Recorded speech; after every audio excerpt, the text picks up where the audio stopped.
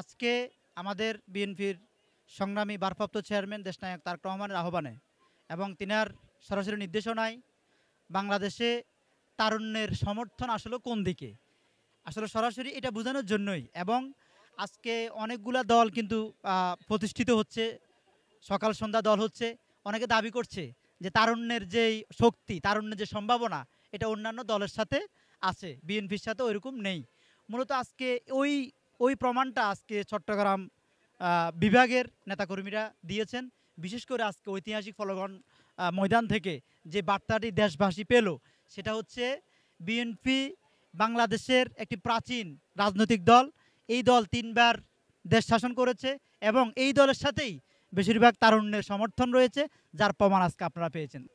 আজকে আমাদের এই তারুণ্যের অধিকার আদায়ের লক্ষ্যে চট্টগ্রাম ফলগ্রাউন্ড মাঠে যে তারুণ্যের অধিকারের যে সমাবেশ অনুষ্ঠিত হচ্ছে, এটা হচ্ছে আমাদের বাংলা জাতীয়বাদী দলের স্বেচ্ছাসেবক দল, যুব দল, বাংলা জাতীয়বাদী ছাত্র দল।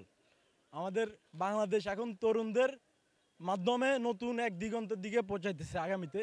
ইনশাল্লাহ এই তরুণকে শক্তি করে আমাদের বাংলাদেশ জাতীয়বাদী দল সর্বোচ্চটুকু দেশনায়ক তারেক রহমানের নির্দেশে সর্বোচ্চটুকু আগামী নির্বাচনে মাধ্যমে বাংলাদেশের মহান স্বাধীনতার ডাক এসেছে মেজর জিয়াউর রহমানের মুখ থেকেই। তো ইনশাল্লাহ আমরা আমাদের এই সমাবেশের আজকের আমাদের দিক নির্দেশনা তারেক রহমানের প্রধান বক্তা মির্জা ফখরুল ইসলাম আলমগীর স্যার যে যে দিক নির্দেশনাগুলো দিয়েছেন, ইনশাল্লাহ আমরা এগুলো যদি মেনে চলি, আমাদের বাংলাদেশ হবে সুনির্ভর এবং সুন্দর।